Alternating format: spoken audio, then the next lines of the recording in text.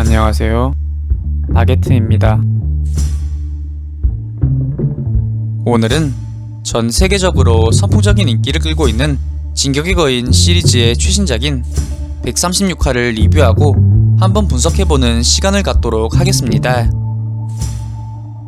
영상은 진격의 거인 136화의 전개를 기반으로 분석하면서 진행되며, 이는 주관적인과 동시에 약간의 스포가 포함되어 있다는 점 알려드립니다. 내용은 지난 135화에 이어 파르코의 턱거인이 연합원들을 등에 태우고 시조의 거인으로부터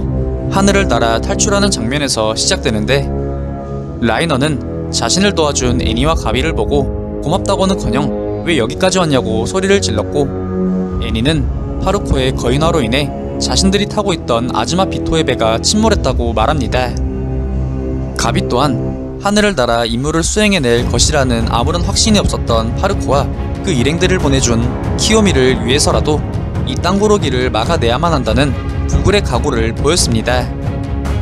이들의 말을 들은 라이너는 자신의 해이해진 마음을 다시금 다 잡게 되었고, 이윽고 그는 거인화한 파르코에게 자신과 한 약속을 아직 기억하고 있냐고 물었고, 파르코는 물론이라 답하며 그 역시 충만한 전투의지를 내비칩니다. 같은 시각 파르코의 등 위에서 애니는 미카사에게 피크와 아르민의 행방을 물었고, 이에 미카사는 아르민은 거인에게 붙잡혀서 목숨이 위험한 상태라고 말해주는 동시에 아르민을 붙잡은 거인은 시조의 거인의 꼬리뼈 쪽에 있었다고 말해줍니다. 이에 가비는 라이너에게 피크의 행방을 재차 되물었고, 라이너는 피크가 시조의 거인의 목덜미를 폭파하려 하였지만 전투의 거인에게 방해당하여 현재 두개골 쪽 지점에서 고착되어 있다고 말해줍니다. 이때 리바이 병장이 그들 옆에서 둘 다 한다고 말하며 서두를 떼게 되는데, 리바이는 현 인원을 이 팀으로 나누어 한쪽에서는 아르민을 구조하고 또 한쪽에서는 앨런의 목덜미를 공격하는 양동작전을 구사하는 동시에 앨런을 신경쓸 여유 같은 건 처음부터 없었다며 인원들에게 작전에 대한 냉정성을 요구합니다. 하지만 미카사는 앨런 예고가 그의 삶의 전부라고 봐도 무방하기에 무의식적으로 리바이의 작전에 대한 거부 반응을 보이게 되는데, 이에 리바이를 포함한 연합의 일원들은 아직도 앨런에 대한 연민의 마음을 포기하지 못한 미카사를 못마땅하게 생각하는 동시에 상대는 앨런이 아닌 시조의 거인이며 오랜 옛 친구인 앨런의 사정을 봐주다간 오히려 순식간에 당해버릴 것이라고 그녀에게 충고하였고, 심지어는 앨런과 오랜 세월을 동고동락한 장마저 앨런을 죽이자고 그녀에게 말합니다. 이를 들은 미카사는 순간적으로 온갖 복잡한 감정에 얽혀 혼이 빠진 모습을 보이는데, 이에 애니는 미카사의 멱살을 잡으며 그녀에게 아르민을 구하는 것만 생각하고 나머지는 신경 쓰지 말라며 그녀의 박살난 멘탈을 잡아주게 됩니다. 이후 가비는 과거 지크씨와 접촉하기 직전의 앨런을 대거인 라이플로 명중시켜 그 몸통에서 머리를 날려버렸던 적이 있었다고 말하였는데, 이때 앨런의 등뼈 부분에서 빛나는 진해 같은 물체가 튀어나와 순식간에 앨런의 몸과 머리를 이었다고 말했습니다. 덧붙여 가비는 그것이 바로 거인의 힘의 정체라면 행여 시조의 거인의 목을 떨어뜨린다 해도 다시 튀어나와 부활할 수도 있다고 말하는데, 같은 시각 지상의 마뢰군들은 다시 시조의 거인에게 향하는 연합을 목격한 후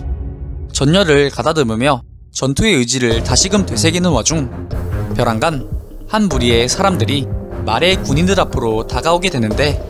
그들의 차림에서 엘디아인이라는 걸 알아차린 마뢰군들은 곧바로 그들에게 총구를 거누게 되었고, 이에 엘디아인들 또한 공격 태세를 갖추며 두 진영 간의 긴장감이 극대화되었습니다. 이에 애초에 싸울 목적이 아니었던 엘디아 대표는 마뢰군 앞으로 다가가 싸움을 원치 않는다고 말하지만, 오히려 자신과 함께 온 엘디아인들의 감정이 격화되어 같은 편인 엘디아 측마저 제어할 수 없게 되었습니다. 그러던 도중 엘디아 측은 증원된 마뢰군들에 의해 포위당해버렸고, 마뢰 진영의 뒤편에서 마뢰군 핵심 인사인 뮬러 장관이 등장하게 되는데,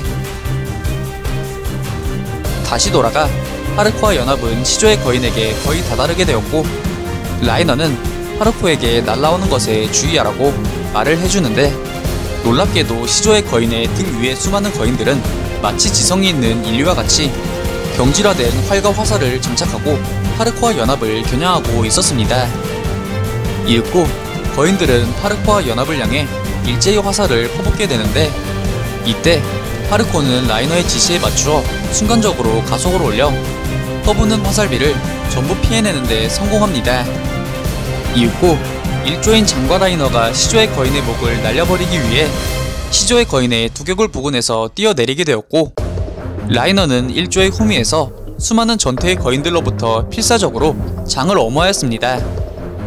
이에 장은 라이너를 위해 그리고 인류를 위해 입체 기동 출력을 극대화하여 목 부근으로 다가가지만 장의 앞에도 여전히 수많은 거인들이 생성되어 그의 앞을 막아서게 됩니다.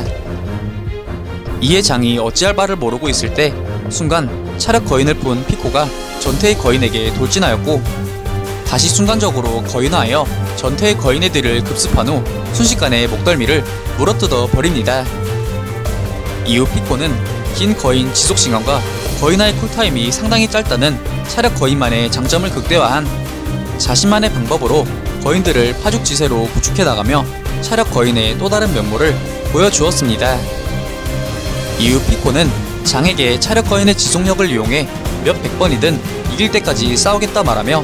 자신은 걱정하지 말라는 동시에 기폭으로 돌진하라고 하였고,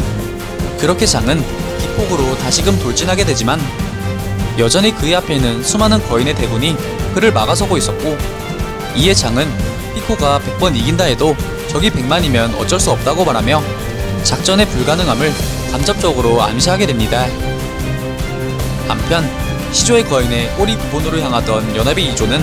꼭두각시화된 베르톨트를 목격하게 되었고, 이를 본 애니는 붕괴하며 용서할 수 없다고 말하였고, 미카사는 아르민을 납치한 거인을 찾았다고 말하지만 거인이 너무 많은 탓인지 아니면 아까의 충격에서 벗어나지 못한 탓인지 미카사는 말을 더듬으며 확답을 내지 못합니다. 이에 애니는 상당히 언짢아하며 미카사를 다그치는데, 그 순간 연합은 아르민을 납치하여 도망친 돼지형의 거인을 발견하게 되었고, 연합 2조는 그 즉시 돼지 형상의 거인에게 향하며 아르민을 되찾기 위한 작전을 개시합니다. 한편 다리에 심각한 부상을 입은 리바이는 파르코의 등 위에서 지크를 찾아 나서는데, 그 순간 그는 엘빈이 생각나는 동시에 과거와 지난날에 대한 회상에 젖게 되며 그리운 옛 동료들의 얼굴이 주마등처럼 그의 내리를 스치게 됩니다. 또한 리바이는 혼잣말로 엘빈 대신 아르민에게 초대형 거인을 맡긴 것에 대한 후회는 없다고 읊조리게 되는데, 다시 돌아가 여성형 거인은 미카사의 활로를 열기 위해 수많은 거인들과 독대하여 고군분투하며 이내 두개골 쪽으로 도망가는 돼지형 거인 쪽으로 미카사를 던졌고, 이에 가속이 붙은 미카사는 그대로 돼지형 거인에게 결정타를 먹이려고 자세를 잡지만 벼랑간 돼지의 거인을 지키려는 양 두 거인이 돼지형 거인의 등 위로 올라탔고, 미카사는 이 거인들의 목을 쉽게 자르는데 성공합니다. 곧이어 또 다른 거인이 미카사에게 돌진해왔고, 이에 미카사는 자신있게 거인의 목을 공략하지만 거인의 정체는 바로 선대 갑옷 거인이었으며, 되려 미카사의 칼날이 산산조각나게 됨에 따라 순간 미카사는 선대 갑옷 거인에게 당할 절체절명의 위기에 놓이게 되는데, 때마침 여성형 거인의 하이킥이 갑옷 거인의 목을 날려버리며 위기에서 벗어나게 됩니다. 하지만 베르톨트의 초대형 거인 쪽으로 거인의 대군이 결집하며 연합의 2조 또한 1조와 같은 처지에 놓이게 되는데, 그 시각 모두가 애타게 찾고 있던 아르민은 백이 쓰러진 와중에도 혼은 멀쩡하였고, 긴박하게 흘러가는 동료들의 현 상황 또한 모두 지켜보고 있었는데, 동료들이 자기 때문에 죽어가는 와중에도 정작 자신은 아무것도 할 수 없다는 현실에 아르민은 상당히 괴로워하며 자신에게 울분을 토해내는 모습을 보였습니다. 그렇게 울분을 토해내던 도중 아르민의 손에 한 줌의 모래가 잡히게 되었고, 죽어서 뇌에 산소가 공급되지 않는 상태인데도 불구하고 생각할 수 있는 자신의 현 상태가 과학적으로 그리고 상식적으로 상당히 이상하다고 느낀 아르민은 이내 자신은 죽지 않았음과 동시에 여기는 사후세계가 아닌 현실 속 좌표의 길이라는 것을 깨닫게 되었으며, 이윽고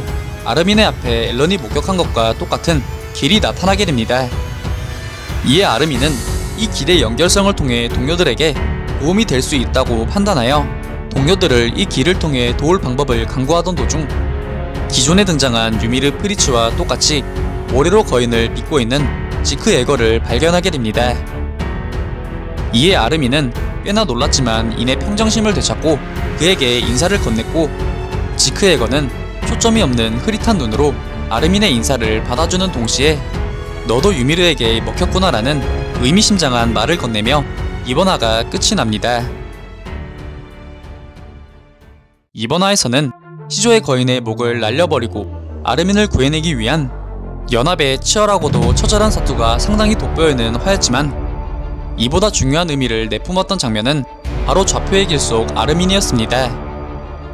아르민은 자신이 꼼짝없이 죽은 줄로만 알았지만 이후 그곳은 현실 속 길이라는 것을 알게 되었고, 이내 좌표 속에 갇힌 지크 에거를 발견한 후 인사를 건네었으며, 이윽고 지크는 아르민에게 너도 유미르에게 먹혔구나 라는 수많은 의미가 담긴 한 대사를 하게 됩니다. 이를 보았을 때 결국 인류 파괴를 위한 땅 고르기는 앨런이 아닌 유미르 프리츠의 의지이며, 지크 에거도 앨런도 그냥 유미르에게 먹혀 조종당하고 있는 꼭두각시의 상태이며, 앨런 또한 지크와 같이 좌표 어딘가에 고착되어 모래로 거인을 빚고 있을 가능성도 상당해 보이는데, 이러한 내용들과 떡밥은 향후 140화 지크와 아르민의 이야기에서 상당 부분 풀릴 것으로 보여져 140화의 정리가 어쩌면 진격의 거인의 결말을 결정짓는 결정적인 화가 될 것 같습니다. 오늘 준비한 영상은 여기까지입니다. 다음엔 더 나은 영상으로 찾아뵙겠습니다.